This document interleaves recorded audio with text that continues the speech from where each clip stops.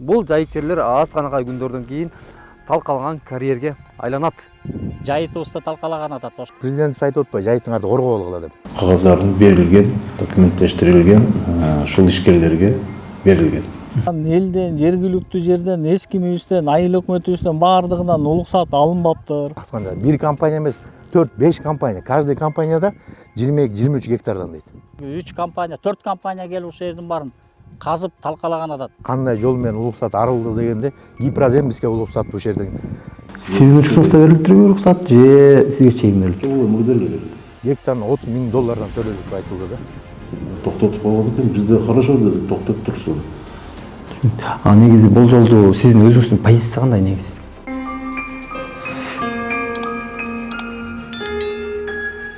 Биз буга чейин Сата районундагы карьерлер боюнча материал чыгарып келгенбиз. Ал эми бул жолку материалыбыз артымда Нурманбет айылы турат. Ал эми Нурманбет айылына тушташ жайгашкан 124 гектарлык жайыт жер. Бул жайыт жерлер аз гана күндөрдөн кийин талкаланган карьерге айланат.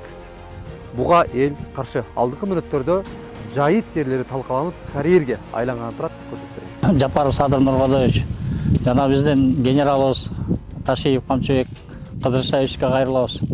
Азыркы биздин турган талабыбыздын себеби бул жерлерде өзүбүздүн айылыбыздын Сата районунун Нурманбет айылынын чекесиндеги 120 гектар жерде жайытыбыз бар эле. Ошодоки жайытыбызды азыр могу кытайлык компаниялар анча-мынча кыргыздын кызыкчылыгы үчүн ушул жерлер казылган атат.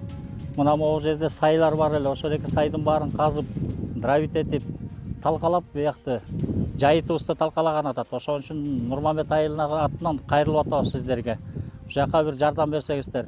Акимиятка кайрылдык, аким эчтекени чече албай койду.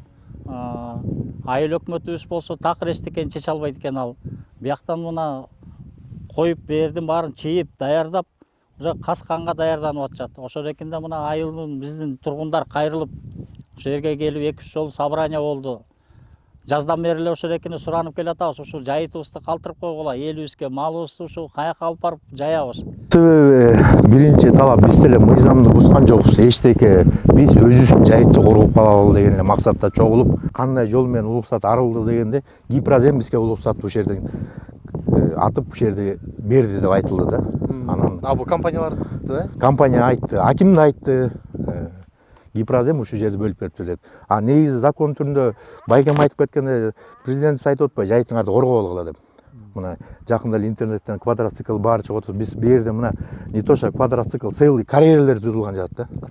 Касканда бир компания эмес, 4-5 компания, каждый компанияда 22-23 гектардан дейт. Биз өкмөткө как спонсорский поддержка катары гектарына 30 000 доллардан төлөлүк деп айтылды да. Мындай сөздөр болду. Биздин талап ошо, биз деле айтып келип атышат, үйлөр салынып атат, кум шагыл керек болуп атат. Кум шагылга биздин жер ылайыктуу жер эмес да, жайыт. Например, суунун аккан жээги болсо, кайта ошо карьерде суу коюп берип толтуруп алганга. Бир таза эле мал жайылган жер. Авария болуп калса, токмокто авария болуп калса, случай эме деп тур, могу жерде илгери сайыз убагында скважина казыптыр.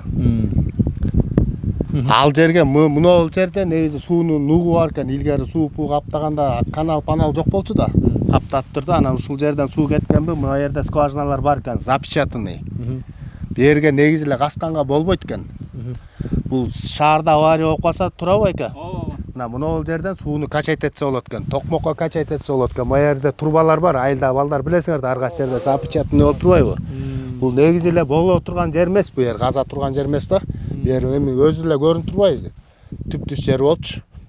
Анан мисалы суунун бизде ар бир эме область эмес, ар бир районда, ар бир айылда суу түшөт да. Ошондой жерлерди эле тазаласа негизи жетмек.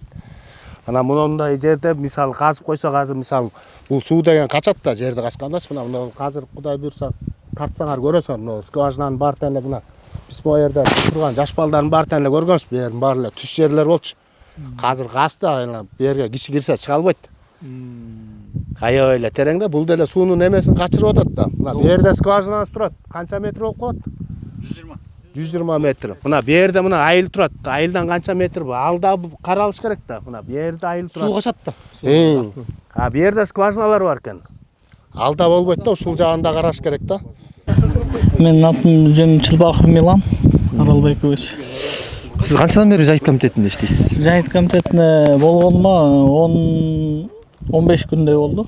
Буга чейин Жамболот деген бала жайыт комитети болуп келген. Бул жак жайыт турабы?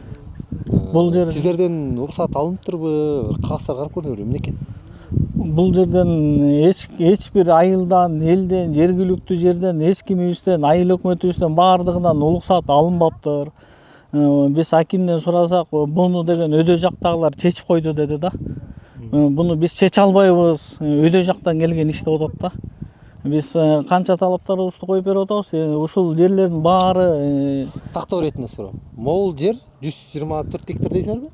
125 гектар. 125 гектар, Сиздер Нурманбет айыл өкмөтүндөгү карайт. Анын ичинен жайыт комитети сиздерге карайт, турабы? Ооба, бизге карайт. Сиздердин баланстабы?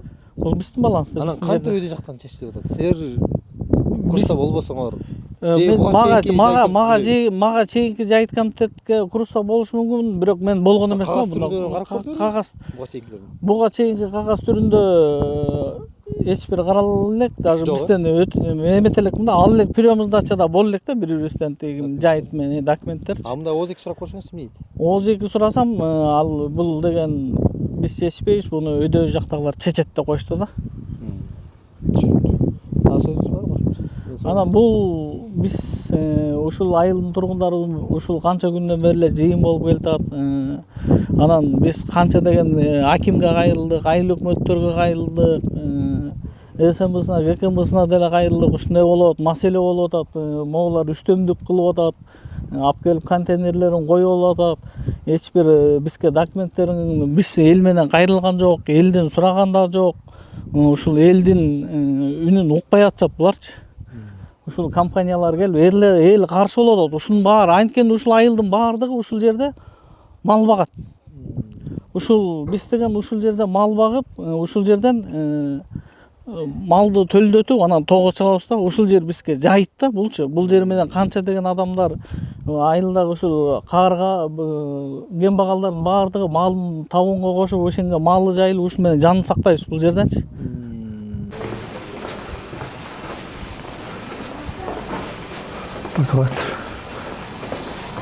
Саламатсызбы. Анан эми баягы сайдын ойдун суунун нугу болсо да бир жөн эле түп-түз жайыт болуп турган жерлерди эмнеге талкалатышыбыз керек? Ал эмес Садыр Нуркожоевич өзү деле жайыттарыңарды өзүңөр коргоо алгыла деген сөздү айтып атпайбы? Анан бул жакта биз мотоцикл менен жүрбөй эле касканатпайбы деп жатышат да. Анан бул боюнча сизде маалымат барбы? Маалымат болсо канчалык? Могу жерге отуруп эле тартып берсеңиз удобный болот. Не, Райымбек, не надо, зачем? Камеру снимать. Ошол. Бул мында да биз кече акыркы жолу да барып келдик. Ошол жерде эл менен жолукканбыз. Ал жерде сиздер айткандай туура эле 70 гектардын тегерегинде жер. Ошол макулдук кагаздары берилген, документтештирилген, ушул ишкерлерге берилген. Ал жерде гипроземдин уруксаты бар. Тиешелүү бардык мекеменин уруксат кагаздары бар да берилген экен. Анан биз кече барганда ошо эл каршылык көрсөттү. Биз на месте сүйлөштүк. До этого тоже биз 2-3 жолу ошол менен жолукканбыз. Ошо азыр кече барганда акыркы жолу сүйлөшкөнбүздө биз азыр комиссия түзгөнбүз. Комиссияны карап чыгалы. Сколько туура берилген, туура эмес берилген. Анан ошого карап. Комиссиянын курамында кимдер бар? Комиссияда бүт ушу тиешелүү кадастр, архитектура, отхоз, экология, МЧС, тиешелүү Прокуратура, УКМК. Тиешелүү бардыгы бар. Бирок Тиешелүү. Сиздерден уруксат албайбы алар? Алынган да бизден. Сиздерден уруксат берилген да? Бизде свидетельство берилет. Сиздин учуңузда берилип турбу уруксат же сизге чейин берилип? Ооба, мурда эле берилди. Мурда берилип калган, Буга чейинки аким биз да бир интернационалдагы карьерлер боюнча материал жасаганда ошондо жалпы 50ден ашык карьер, ошо жаңылбасам ишмердүүлүгү текшерилип жатат деген болчу да. Анан бир канчасы токтотулуп УКМК тарабынан иш козголгон дагы жайы бар болчу да. Анан бул карьерлер ошо сиздин учурдабы же мурдакы акимдин учурундабы деген суроо бир тактап алыш керек болуп жатат да. Себеби энди элдин ичинде дагы аким эч кандай чара колдонбой койду. Акимге деле айттык, айыл өкмөткө деле айттык, үнүбүз эч жака жетпей атат деген сөз болуп атпайбы? Мен ал сизге айтканым, мурда да берилген ал жер. Бизге чейин эле. Ооба. Түшүнүктүү. Бүгүнкү күндө Мындай да мен дагы бир айтайын, бул мамлекеттин жери. Өзүңүздөр жакшы билесиздер. Анан Гипрозем ал жерди карап чыгып, ошо непригодность деп тиги жана пастбищный жер деп атпайбы, жайык жерлер. Бирок ал жерде өзүңөр барып көргөн болсоңор деле, казылган жерди деле көрдүңөр. 5-10 сантиметр үстүндө почва. Асты полностью ПГС болот, шагыл болот. Ошол анан кечээ булар машиналарды киргизип, оборудование киргизебиз дегенде ошол ишкерлер токтотуп калган экен. Бизде хорошо деди, токтоп турсун. Сейчас комиссияны биз толук. комиссиянын жыйынтыгы бул жолу канча убакытта чыгышы мүмкүн? Сейчас выезд жасашыбыз керек. Ну, 10, может 15, башка жумуштарга барды билесиз. 14 жумушчу күнүнүн ичинде карайт экенсиңер да? Карайбыз да. Негизи бул жолду сиздин өзүңүздүн позицияңыз кандай негизи? Сиздин позицияңызды билгим келип атат. Эми мындайда мен айтып атпаймынбы, мамлекет тарабынан баардык уруксат берилип атканда, бул жер өз негизи иштеш керек. Но ситуация азыркы булар жалоба кылып, биздин пастбища жерибиз жок деп айтып атканына караганда, ошон үчүн биз комиссия түздүк деп атпаймынбы. Бул жерде жанагы мамлекетке төлөйдүгөн акчалар канча төлөнгөн. Мурдаттан Гипроземдин документин алган, бизден свидетельство берилген. Ал жерде даже башка эле ошондой компаниялар, мисалга жана силер айтып аткан коюн курулган да, а документи жок. Мисалга ошондой ишканаларды силер уксаңар деле керек. Мен өзүм да текшерүү комиссия менен түзүп барып жапкам. Жабылгандары жабылган, биздинки разрешительный документтер куруп алгандар. Андай азыр мисалга силер айткандай 40тан ашуу бул жерде 60-70 эле ошондой ПГСтер бар. Бирок анын арасында иштегени да бар, иштебегени да бар. Ошолорду азыр насколько ошол иш алып барылат, ошондо карап жатабыз биз. Түшүнүктүү. Комиссия иштеп алып турганыңызда жооп жок экен, Түшүнүктүү. Урматтуу көрүүчүлөр, Ысык райондук мамлекеттик администрациясынан чыктык. Бул жакта комиссия түзүлгөн экен. Азыр комиссиянын жыйынтыгын күтүп жатабыз. Ошо карьерге алган компаниялардын документтери канчалык негизде, канчалык туура, канчалык мыйзамдуу берилгендигин текшерүүдөбүз дешти. Бирок биздин оюбузча бул мындай да. Мурдакы эфирлерибизде айткандай эле бир КАМАЗ шагыл 8000 сом турса, айына миллиондогон акча каражаттары жеке тараптардын чөнтөгүнөн кетет. Ал эми ушуну мамлекеттик ишкана кылып, ошо райондук мамлекеттик администрациянын астында ачып, ошону ишке жүргүзсө жеке тараптарга кете турган пайда мамлекеттин чөнтөгүндө калмак. Бул жер мамлекеттин жери болуп жаткандан кийин мамлекет өзү пайдаланып, анын пайдасын көрүп, ошол эле бала бакча, ошол эле мектеп, жол, деги койчу инфраструктурага пайдасын тийгизе тургандай каражатты топтоп алмак.